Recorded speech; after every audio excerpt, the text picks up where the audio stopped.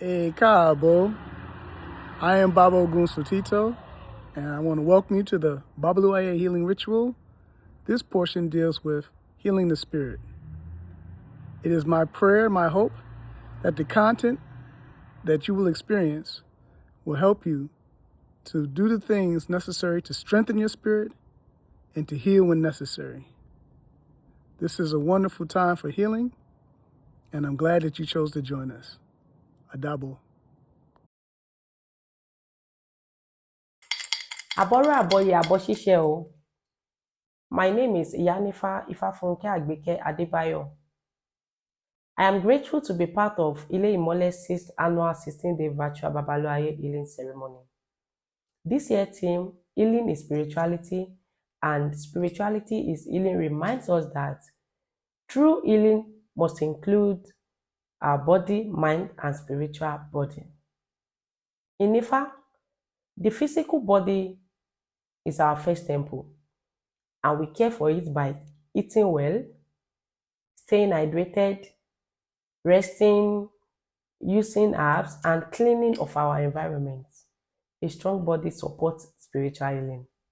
And for the spiritual body, this holds our energy, emotions, and destiny. And how do we care for our spiritual body? We nourish our spiritual body through iwuri, prayers, meditation, cleansing, and by making necessary offerings. When spirit is balanced, healing begins. Let's look at this Ifa verse from Odu Idinrete, which is also called Idinleke. Ifa says, Àṣà wéwé awo Olúbàdàn ló dífá fún Olúbàdàn ọmọ akárùn méjì ṣe. Wọ́n ní ó kára ńlẹ̀ ọjà rí ẹbọ, wọ́n ní ó rú, ó gbẹ́bọ, ó rúbọ, ó gbèrú, ó tèrú. Àṣà wéwé mọdé o awo Olúbàdàn, gbogbo ohun tí bá ń ṣe yín ẹ fi lọ̀rẹ́ wò. In English, it means Àṣà wéwé, the priest of Olúbàdàn, cast Ifa for Olúbàdàn that was battling with two conditions. He was asked to make sacrifice. He did, and perform necessary offerings. Àṣà wéwé has come, the priest of Olúbàdàn. Whatever you are going through or struggling with, voice it out to your loved ones. In this Ifa, Olúbàdàn was the one battling with two health conditions, two health problems. And he went to the Babalawo named Àṣà wéwé. Babalawo cast Ifa, and it was Idinleke. He told Olúbàdàn that he should make sacrifice, he should make ebo and some necessary offerings. Also, he should not keep his pain inside. He should voice out to the people around him. And Àṣà wéwé followed all the instruction from Ifa. Soon after the necessary offerings and ebo, healing came. In this verse, Ifa is teaching us two powerful lessons. The first one is, there is no true healing without spirituality. And the second lesson is that whatever we are going through, we should speak to our Uri, speak to our Orisha, and to our community. So we understand that healing is both physical and spiritual.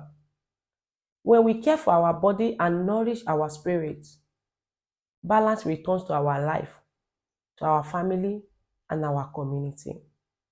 Truly, healing is spirituality, and spirituality is healing. Elaboru, elaboye, elaboshishe.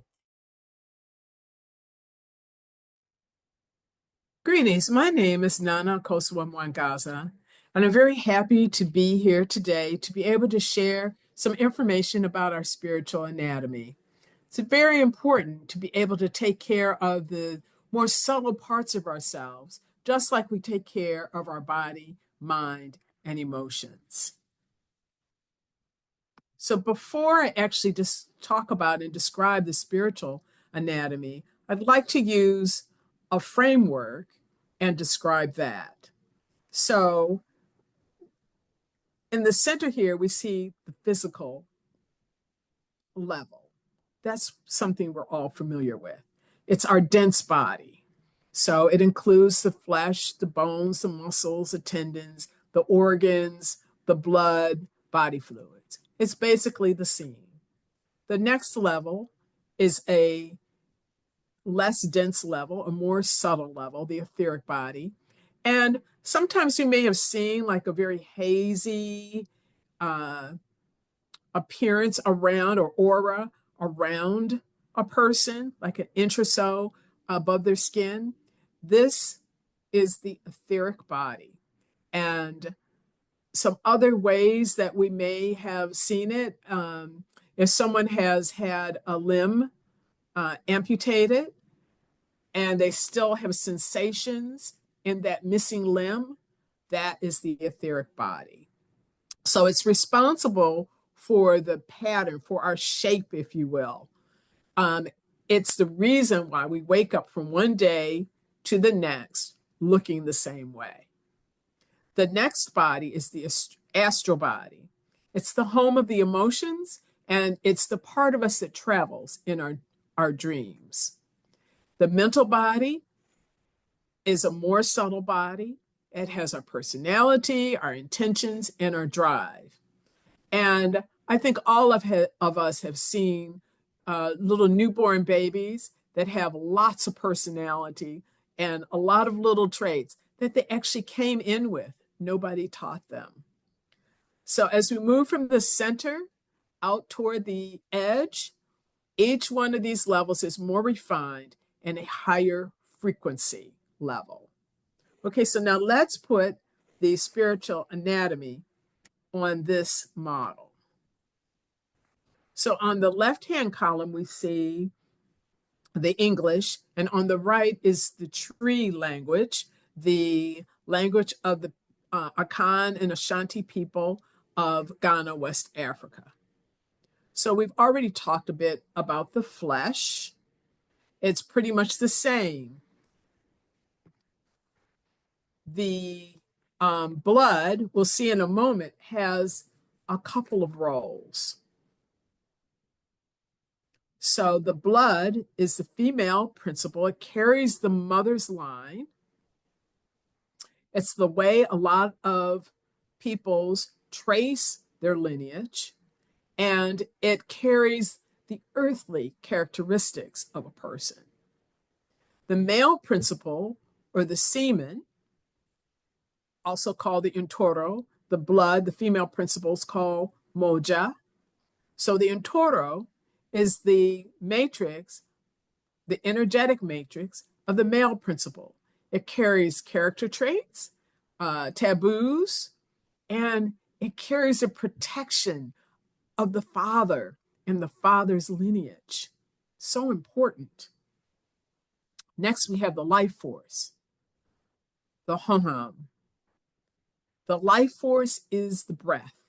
It's the way we know that someone is still connected to their soul. The sunsum is a spiritual personality. It has consciousness similar to the Akra. However, it is not as refined as the Akra. For example, it does not experience pain. If we experience pain, our Akra, our soul, experiences pain, but the sumsum does not. Its function, its role is mainly personality and ego. And so that makes sense, doesn't it? We can do things, we feel fine about it, but in reality, we may be causing pain or destruction to ourselves or to someone else because we're working from the ego level. The sasa is the animal personality. It's our instinct. It aligns with the autonomic nervous system, and it assists the soul to make contact with the other world. So I love the sasa, the animal personality, because it completely submits to our consciousness, to the sumsum and the okra. And then the okra is our immortal soul. It's the divine spark of God. It's the destiny bearer. It's our queen or king. So now let's look at this in conjunction with the model, and let's talk about it in a bit of a diagnostic way. I mean, there's traits that we can identify for each one of these components, and there's also remedies that we can use to help ourselves heal. And that is a lot of what spiritual practitioners do. They identify the unseen things that are causing us distress and then implement remedies that help us to heal. So here we see the flesh. No surprise there, right?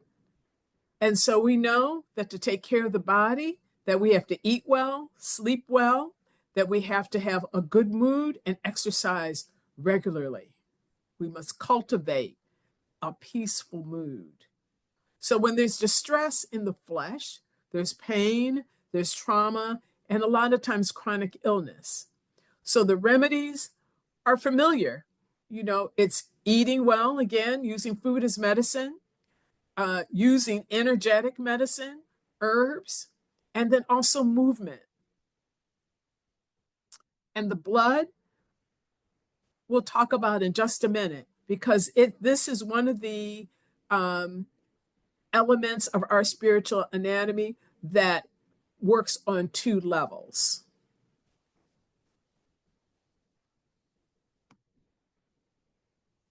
And as you see, here's the blood. So this, at the etheric level, this is not the red fluid that's in the veins. This is actually the energetic matrix for that fluid.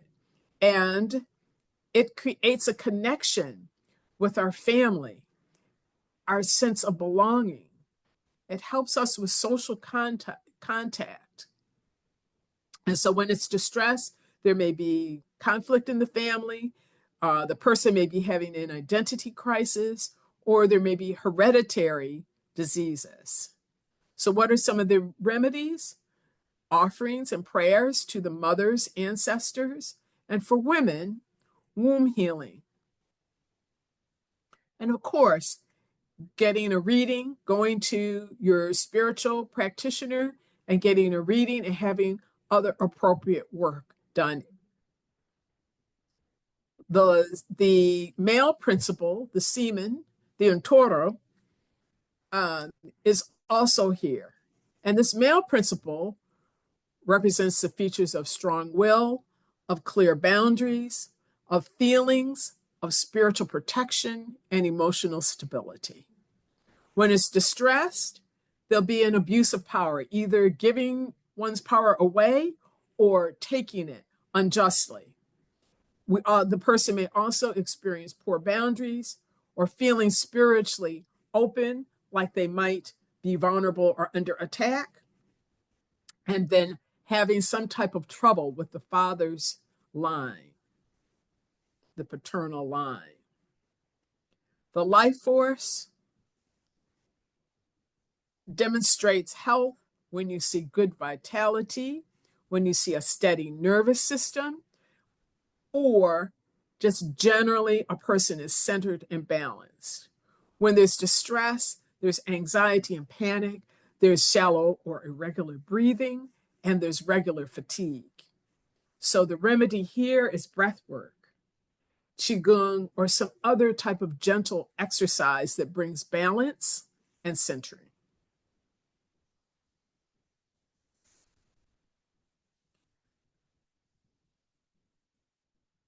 I don't think I mentioned the remedy for the male principle. There you'd have prayers to the father's ancestral line. There would be the taking of cleansing baths, which again, your spiritual practitioner may have to put together for you. And then rituals to strengthen the boundaries. And then also it's very important to know one's taboos. So on this slide, we see the animal personality, the Sasa, and the spiritual personality, the Sunsum. These are at a fairly high energetic level. So the animal personality, the Sasa, is the instinctual part of ourselves. It's the part where we actually feel blessed by the ancestors, but we know we have a connection. It's where we experience our spiritual boundaries. And we have both good and bad memories, which support our moving forward, support our learning. It's where we integrate those kinds of lessons. When the Sasa is distressed, we may experience spiritual disturbance, repetitive nightmares, the triggering of past traumas, or a present that does not feel like your own. The remedies here are spiritual baths and other rituals for releasing and offerings to appease the spirit. The Sunsum, the spiritual personality, is the center of our charisma, the center of our confidence, our clarity, and intuition. Under distress, we may experience anxiety or fear. We may feel scattered or feel drained or under spiritual attack. The remedies here are rituals to strengthen our energy, regular meditation, using protective talismans, and invoking the power of our ancestors. Lastly, we have the Okra, the soul. The soul is our king or queen. Sort of everything exists to support it, to create communication with it, to understand what it needs and what it is offering to the world so that we can be good students and good contributors. So by taking care of these frequencies, we take care of ourselves at a very high level. We ensure that we'll have a good life, have good communication with our Accra, and a successful mission while we are here. Thank you very much.